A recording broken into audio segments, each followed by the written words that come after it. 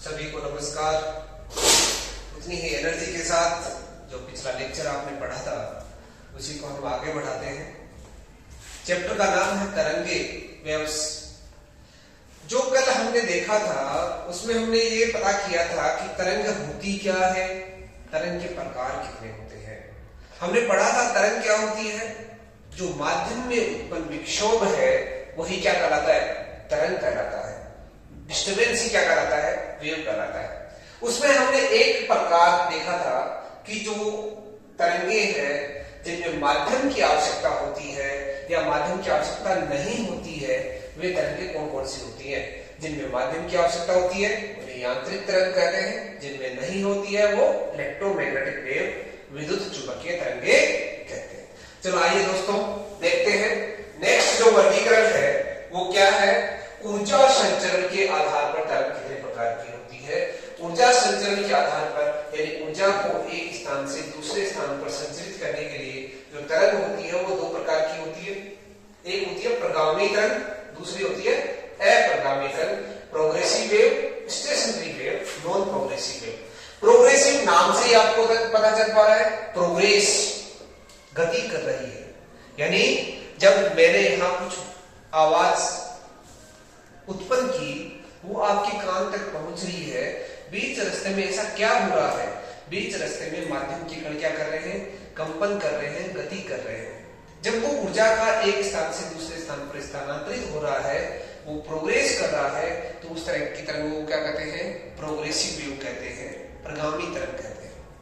यदि वह तरंग जिसमें माध्यम के कण गति नहीं करते, अपनी ही जगह पर कंपन करते हैं, कभी ऊपर कभी नीचे, कभी ऊपर कभी नीचे, कभी ऊपर कभी नीचे, यानी ऊर्जा का एक जगह से दूसरी जगह की ओर स्थानांतरण नहीं हो।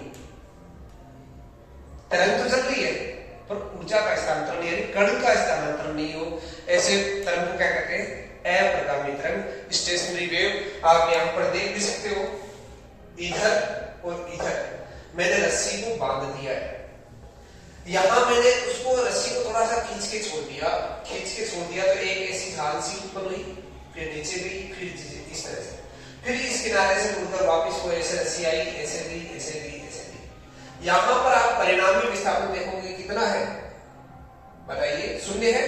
जितना ऊपर उतना ही नीचे की ओर, यहां पर भी शून्य, यहां पर शून्य। यानी परिणामी विस्थापन जो होता है स्टेशनरी वेव के केस में, पर अप्रगामी तरंग के केस में कितना होता है, शून्य होता है। यानी कण अपनी जगह से विस्थापित नहीं होता है, तो ऐसी तरंगों को क्या कहते हैं, अप्रगामी तरंग कहते हैं। कहां पर, हमारे दैनिक जीवन में बहुत जगह होता है ऐसा। बांसुरी बजाता है कोई, फ्लूट बजाता है, या ऑर्गन पाइप है, उसके अंदर जो उत्पन्न तरंग है वो कैसी तरंग कराती है, अप्रगामी तरंग कराती है। गिटार में एक तार होता है, दोनों तरफ से बंधा होता है, उसमें उससे वो थोड़ा सा ऐसे घुमाता है, घुमाते क्या होगा, उसमें एक कंपन उत्पन्न होगा, उससे जो तरंग उत्पन्न होती है वो भी क्या होगी, अप्रगामी तरंग होगी। सितार है, डोरी में जो उत्पन्न तरंग है वो सारी क्या कहलाती है, अप्रगामी तरंग कहलाती है। आइए नेक्स्ट प्रकार देखते हैं, वीमा के आधार पर तरंगों का वर्गीकरण। वीमा डायमेंशन कितनी होती है, नॉर्मली जो हम आंखों से हमारे सामने वस्तुओं को देखते हैं उसमें हमें पता चलता है कि 3 प्रकार की डायमेंशन होती है। कार्तीय निर्देशांक पद्धति में आपने देखा, जिसे कमरे का कॉर्नर, कमरे के कोने पर अपने को क्या दिखता है, कमरे के कोने पर अपने को क्या दिखता है, कमरे के कोने पर इस तरह से अपना एक कोना दिखता है, इसको बोलते हैं x एक्सिस, इसको y, इसको z। यदि वस्तु इस रस्सी पर गमन करे, गति करे, तो इससे उसकी विमा क्या होगी, 1। यदि इससे बने तल पर, इन दो दिशाओं से बने तल पर गति करे तो, जैसे मैं बोर्ड में जो लिख रहा हूं, ये क्या है, द्विवी विमा, 2 विमा। और इस पूरे आयतन में यानी पूरे कमरे में कहीं पर भी, जैसे पंखा लगा हो या कहीं पर भी बात करो तो त्रिविमीय। तो वही बात आती है, यदि तरंग एक रस्सी पर गमन करती हो, एक रस्सी पर गति करती हो, तो वो तरंग कैसी कहलाती है, एक विमीय तरंग। उदाहरण, टनी हुई डोरी के अंदर जो उत्पन्न तरंग है वो क्या कहलाती है, एक विमीय तरंग।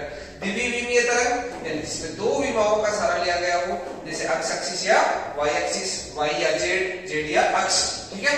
अब यदि तल में गति करती है, और तल में गति करने वाली तरंग आप सभी को मालूम है कौन सी है, पानी के ऊपर आपने पत्थर डाला तो वहां पर ऐसे गोल गोल से सर्किल से बन गए, और वो सर्किल से क्या कर रहे हैं, उस ऊर्जा को आगे की ओर बढ़ा रहे। तो कहने का मतलब उस पानी की सतह पर उत्पन्न तरंग क्या कहलाती है, द्विविमीय तरंग कहलाती है।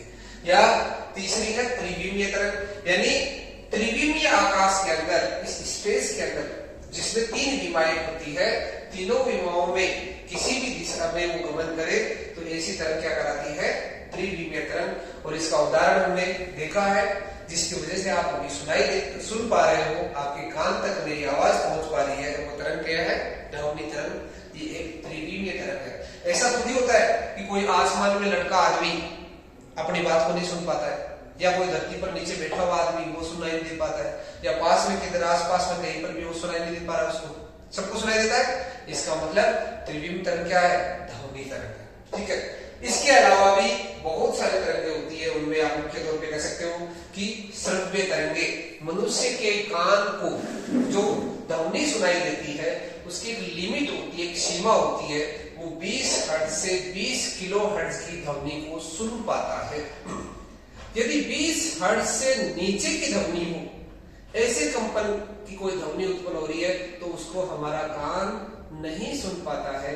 तो ऐसी जो तरंगे उनको कहते हैं अपश्रव्य तरंगे, इंफ्रासोनिक वेव्स। ये कहां होती है, समुद्री तरंगे है। भूकंप आता है, भूकंप का अपने को सुनाई नहीं देता है, अपने रात को सो रहे होते हैं और अपने जो जिस पलंग पे आप सो रहे हो वो डांस कर रहा है, वो हिल रहा है, इसका मतलब वो तरंग तो अपने को सुनाई नहीं दी, जबकि कंपन तो हुआ, धरती के अंदर कंपन हुआ तभी तो भूकंप आया, पर अपना जो कान है उसको सुन नहीं पाता है। ऐसी तरंग को क्या कहते हैं, इंफ्रासोनिक वेव्स, अपश्रव्य तरंगे। तीसरी है प्राश्रव्य तरंगे, अल्ट्रासोनिक वेव। आजकल तो ये बहुतायत में काम में लिया जाता है, विशेषकर आप जैसे कहा जाता है कि मनुष्य के लिए विज्ञान वरदान है तो अभिशाप भी है। मनुष्य कोई रोजगार करता है, कोई बर्तन साफ करने का होटल के अंदर रोजगार करता है, उसका रोजगार छीन लिया इस तरह में। वहां पर बर्तन धोने के लिए आदमी की आवश्यकता नहीं है, वहां पर उसका रिप्लेसमेंट है हमारे पास। एक अल्ट्रासोनिक ले आओ, एक जार ले आओ, उस जार के अंदर बर्तनों को रख दो, पानी रख दो, उसके अंदर साबुन डाल दो और अल्ट्रासोनिक चला के उस बर्तनों को साफ कर लो, बहुत चमकदार बर्तन हो जाएंगे अल्ट्रासोनिक तरंगों की वजह से, प्राश्रव्य तरंगों की वजह से। आजकल घरों में भी इसका बहुत काम में उपयोग में लिया जाता है, अल्ट्रासोनिक वेव, जिनकी आवृत्ति 20 किलोहर्ट्ज से ज्यादा होती है। यानी अपने सुनने की जो क्षमता है, अपर लिमिट है, सुनने की ऊपरी जो सीमा होती है, उससे अधिक आवृत्ति की जो तरंग उत्पन्न होती है उसे क्या कहते हैं, प्राश्रव्य तरंगे, अल्ट्रासोनिक वेव। ये जो प्राश्रव्य जो तरंगे हैं, इनको कौन सुन पाता है, यानी कौन संवेदनशील होता है इनके प्रति? चमगादड़, कुत्ते, मच्छर, ये सब जो जीव जंतु है ये इनको सहन कर लेते हैं, सुन लेते हैं। तो एक आपने गौर से ध्यान दिया होगा कि कभी चमगादड़ बोले, क्या नाम, कुत्ता भौंकता है तो क्या कहते हैं, बोले ये तो बुरी आत्मा बोल रही है, कोई मरे हुआ, ऐसा होता है। कुत्ते रात को रोते हैं तो ऐसे कहा जाता है, हालांकि ये सत्य है कि नहीं है, पर ये इस आधार पर कहा जाता है कि क्योंकि इनको अल्ट्रासोनिक वेव सुनाई देती है, हो सकता है कि मनुष्य के अंतरात्मा से एक तरंग निकलती हो। हालांकि ये सिद्ध हुआ नहीं है, फिर भी कोशिश कर रहे हैं वैज्ञानिक लोग। अभी कुछ रशिया में हुआ था, कौन सी कंट्री के अंदर, ये प्रयोग में सिद्ध भी किया गया कि जब आदमी की मृत्यु होती है तो वो तरंगे जो मस्तिष्क से आत्मा के रूप में निकलता है, तो उन तरंगों से संबंधित कुछ रिसर्च हुआ था, एग्जैक्ट उसका आइडिया नहीं क्या है, पर कहने का मतलब है कि ये जो कुत्ते वगैरह है, मच्छर है, इनको इस हाई फ्रीक्वेंसी की जो तरंग है वो सुनाई देती है, उससे उसके प्रति वो सेंसिटिव होते हैं, संवेदनशील होते हैं। तो आइए इसके बाद में हम देखते हैं कि तरंग का अध्ययन मैथमेटिकल रूप से कैसे करें, कि कोई कौन सी तरंग है उससे अपने को मतलब कितनी तीव्रता ज्यादा है उसकी ऊर्जा ज्यादा है, उसका आयाम क्या है, उसका आवर्तकाल क्या है, उसकी आवर्ती क्या है, ये आवर्ती आपने निकाली, ये कैसे आती है, इनको हम गणितीय रूप से किस तरह से इसका अध्ययन करेंगे। और तरंगों के कारण जो फिनोमेनाज होता है, जो घटनाएं होती है, जैसे व्यतिकरण है, विवर्तन है, ध्रुवण है, परावर्तन है, अपवर्तन है, इन सब की भी व्याख्या हम इसके अंदर नेक्स्ट सेक्शन के अंदर करेंगे।